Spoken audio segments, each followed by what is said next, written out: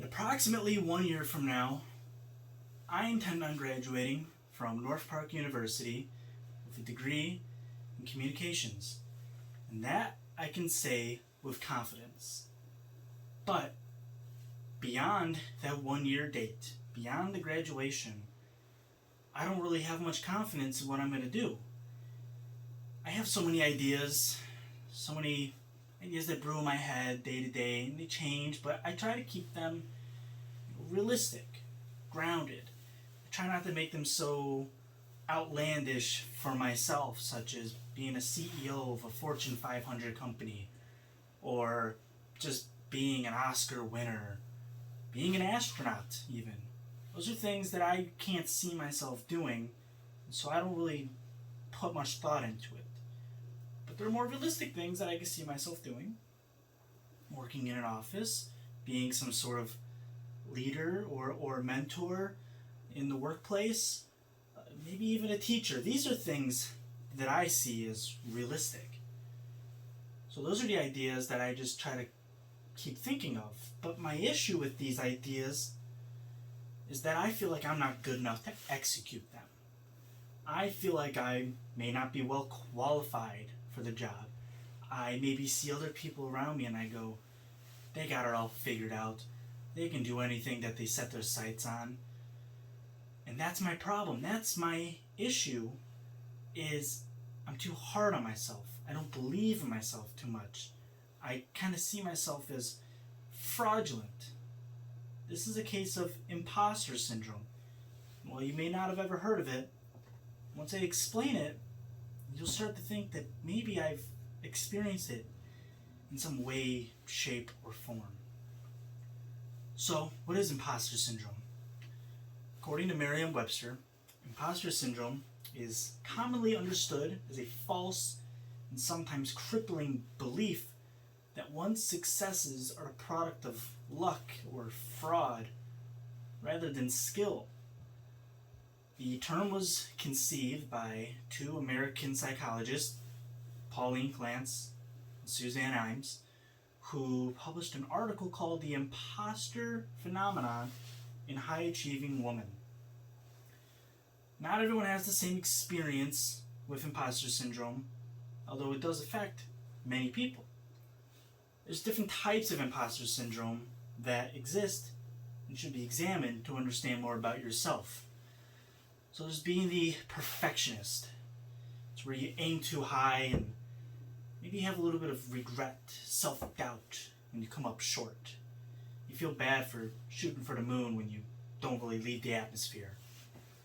Then there's the natural genius, where you have a habit of excelling in something, but you just dislike the idea of being mentored by others. You think, I'm good, but on my own. Then there's the soloist, which is just nothing being wrong with being an independent, but you tend to push away people and you don't like to listen for that helpful, constructive criticism. And then there's the expert. Maybe you have the skills and you just don't believe it. You think you need to know more. You think you need to have more skills, more training, more experience before you could even consider applying for a job, let alone get one. You could do it, but you don't really buy yourself into that idea. And people may call you an expert and you go, no, I'm not an expert. These are all different types of imposter syndrome. And there's a good chance that you may have identified yourself with being so. So it's important to understand it, but it's also just as important to forget about it. And that's what I'm trying to get to. You have to learn what imposter syndrome is to understand why maybe you lack confidence, why you tend to doubt yourself and doubt what other people say about you and your skills. You have to know it, and then you have to forget it. The reason why you have to forget it is simply because it's psychological. It's in your head. And it's holding you back from doing so many things in life, like getting that job, pursuing that career. It's really bringing you down when it doesn't have to. It shouldn't. It's in your head. And you can fight that by understanding it and forgetting it. It sounds a little too simple, but it kind of is.